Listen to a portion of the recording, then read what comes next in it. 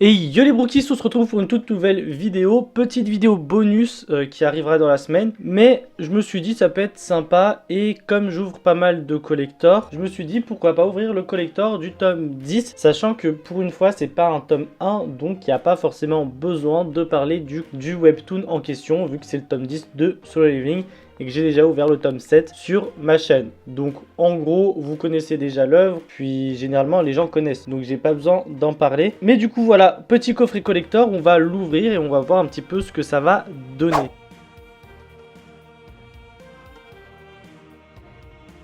Globalement, c'est pas le premier tome collector, du coup, on va l'ouvrir. C'est pas le premier tome collector pour Solo Leveling. Il y a déjà eu, je crois, le tome 4 et le tome 7. Donc là, c'est le tome 10. Ça fait quand même déjà 3 collectors en 10 tomes seulement. Je sais qu'après, il y a des tomes avec jaquettes alternatives pour Leclerc, machin et tout. Mais voilà.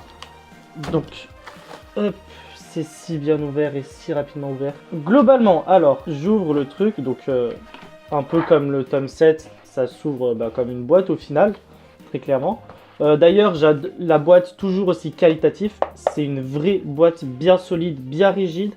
L'illustration est juste nickel. Alors, de base, si je lis un petit peu ce qui est écrit ici, on est censé avoir du coup des silhouettes sacrées. Donc je pense que c'est des standees acryliques. Des ombres de poche. Je sais pas ce que ça peut être. Un marque-page démoniaque et 2 posters gratuits. On va voir tout ça.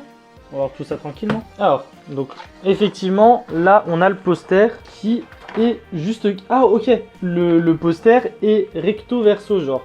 Soit on prend celui-là, je sais pas si vous le verrez entièrement, mais je vous le montrerai entièrement dans tous les cas. Voilà. Ils sont canons. Dans celui-là, on voit toute la badassitude de Song Jinwoo, vu que il est là en train de dominer son dragon des ombres. Et derrière, on le voit en mode roi des ombres, justement, avec du coup tous les monstres des ombres qu'il a, le vénéré. Donc poster qui a quand même un peu de symbolique, c'est pas un poster choisi comme ça au pif. Donc voilà, je pense que ça du coup c'est le deuxième poster. Ah oui, ok. Et là c'est un poster vertical du coup. Donc le premier côté qui est comme ça. Hop, et le second comme ça. Voilà. Encore une fois, on choisit un petit peu ce qu'on a. Ce qui est plutôt sympa. J'essaierai de vous les montrer mieux que ça. Ça, petit truc qui me fait toujours plaisir, le marque-page. J'ai une collection de marque-pages. Je kiffe ça, donc elle va directement aller dans ma collection de marque-pages. C'est nickel. Les stands acryliques, ils sont là. On va les ouvrir tout à l'heure. Et on va passer au tome 10. Bon, il n'y a pas de jaquette alternative a priori, mais j'ai envie de dire, la jaquette de la boîte, la cover de la boîte fait déjà office de jaquette alternative, ce qui est vachement sympa. Donc après, soit on utilise la boîte, soit on ne l'utilise pas, et soit on utilise le webtoon en soi. Bon, maintenant pour les standees acryliques, alors je vais les ouvrir, mais en 2 spies, genre. Les posters, je les mettrai pas, je pense. Voilà, je sais pas si j'ai précisé, mais je ne pense pas que je les mettrai. Je vais pas les monter totalement, je vais juste vous montrer à quoi ils ressemblent. Je les montrerai peut-être plus tard pour mieux vous les montrer. Mais voilà. Hop, faudrait déjà que j'arrive à... Ah oui, ils ont vraiment mis la blinde de plastique là pour le coup. Le plastique de base pour les stands, plus les films plastiques qui protègent les standees acryliques. Donc ouais, il y a... Ils sont protégés au max quoi. Hein. Petit instant ASMR.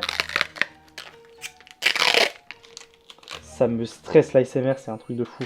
Donc pour le premier, maintenant on va aller récupérer le deuxième. J'ai fait tomber le marque-page, c'est pas très grave. Quand on a très peu de place sur un bureau comme moi, c'est vite la merde. Bon, en vrai, les standees acryliques sont sympas. Hein. On a déjà eu dans le tome 7. Donc ils sont un petit peu sympas, je vous les montre un petit peu. Donc voilà un peu comment ils se présentent. Je vous ferai aussi, je vous montrerai à quoi ils ressemblent montés. Hein. Ils sont sympas. J'aime beaucoup celui-là. Genre c'est l'ours, mais en version chibi un petit peu. Donc il est sympa. Il y a toujours, comme dans le set, une version chibi et une version plus badass. Je termine de vous montrer les versions chibi. Et du coup les versions plus badass, plus représentative de ce qui représente dans l'œuvre. Voilà, Song Jinwoo là, bien badass comme as. Voilà.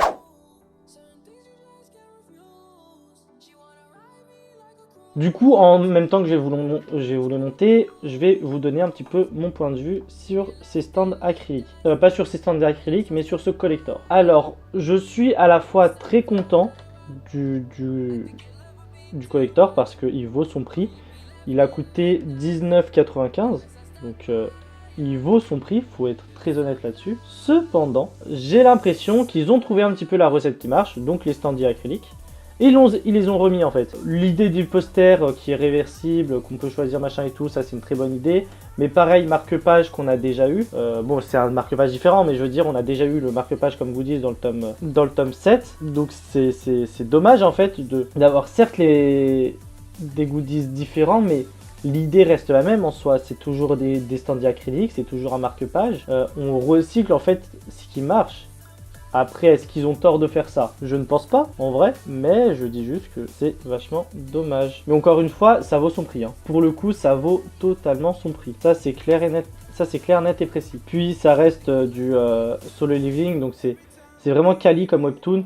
D'ailleurs, l'anime qui devrait arriver en hiver 2024, donc dès décembre, plus ou moins. Vérifiez toujours sur les stands acryliques s'il n'y a pas du plastique encore, parce qu'il y a de très grandes chances qu'il y en ait encore. Mais sinon, globalement, sur ma chaîne, qu'est-ce qui arrive? Parce que bah du coup j'ai le temps pendant le temps que j'installe les stands acryliques, on va un petit peu discuter.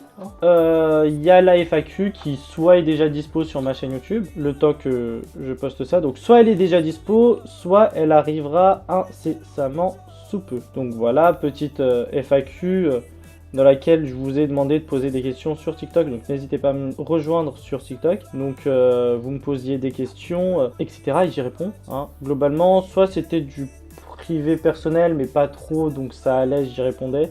Soit c'était en rapport avec mes projets sur les réseaux, mes passions, donc musique, manga, etc. Des choses par rapport au réseau aussi. Hein.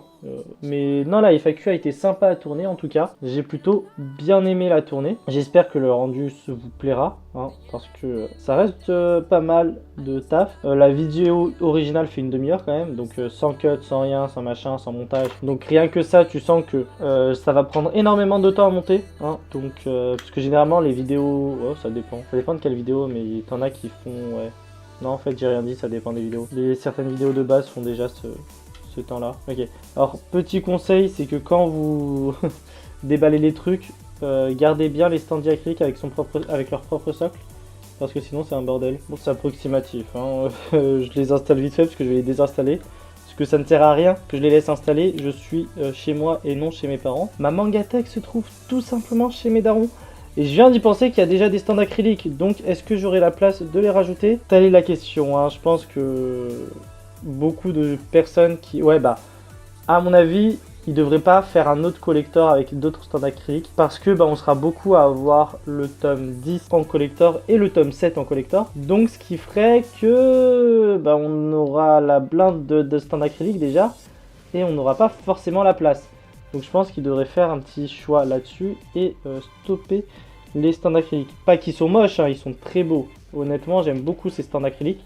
Et je trouve que je préfère les stands acryliques comme ça plutôt que les figurines parce que c'est ledge, mais ça décore bien ta Mangatech. Ça fait vraiment le taf et ça prend pas énormément de place et de poussière accessoirement. Donc j'aime bien les stands acryliques moi comme déco. Mais encore une fois, s'il y en a trop, au bout d'un moment, il n'y a plus de place pour y mettre des mangas ou... Voilà quoi. Et c'est ça que je trouve dommage.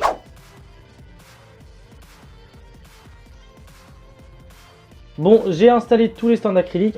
Comme je vous l'ai dit en conclusion de la vidéo, sympa le collector. C'est pas on a déjà vu du coup un collector comme ça. Les stands acryliques sont super beaux, mais c'est un goodies qu'on a déjà vu et je trouve ça dommage qu'ils recyclent l'idée, même si c'est une très bonne idée en soi. Le marque-page, c'est pareil, on a déjà eu des marque-pages. Bon, là, on en a eu qu'un. Je crois que dans le précédent, on en a eu 2 ou 3. Donc voilà, mais on a eu 2 posters qui sont très beaux, réversibles. Donc honnêtement, que ce soit pour la décoration de ta Mangatech, pour la décoration de tes murs, ou même pour avoir un marque-page quali quand tu n'as pas terminé un livre, etc. Ça vaut totalement son prix. Clair, net et précis, pour le coup, ça vaut son prix. Mais je pense que ce qui me dérange personnellement, c'est le recyclage d'idées. Après, j'ai envie de dire, c'est toujours mieux que les stickers dans certains mangas collector. C'est déjà pas mal. Et je vais vous montrer un petit peu à quoi ressemblent les standees acryliques en soie. Donc là, hop, boum, changement de décor. J'essaye de rien faire tomber en soie. Et vous allez voir un petit peu comment je fais pour tourner mes vidéos YouTube. C'est vachement drôle.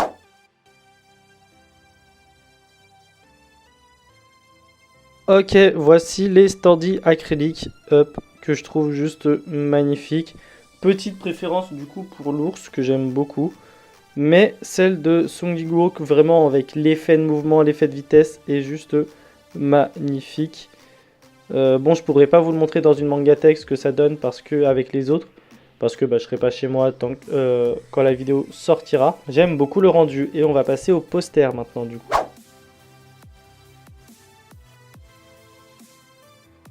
Bon, globalement, voilà les posters. Là, c'est vraiment le premier poster avec Song Ji-woo qui est vachement badass. Excusez-moi du nom, j'ai toujours du mal avec les noms coréens. Là, on le voit vraiment en mode roi démoniaque et je le trouve juste badass comme ça. Beaucoup plus badass que sur l'autre. Mais en tout cas, les deux posters sont juste magnifiques. Donc là, c'est le même recto verso. Et on va passer du coup au deuxième. Là, c'est un big dragon qui en impose en vrai de vrai. Donc j'aime beaucoup aussi cet aspect du poster. Globalement, on a de très beaux posters. Et derrière, bien sûr, Song Ji-woo avec en mode très élégant, très charismatique. Bref, juste admirez-moi à quel point il est stylé et vraiment, vraiment badass. Bon, je vais pas vous mentir que c'est en montant que j'avais compris que j'avais totalement oublié de faire l'outro de la vidéo. En tout cas, je vous remercie d'avoir regardé l'unboxing du tome collector de Solo Leveling.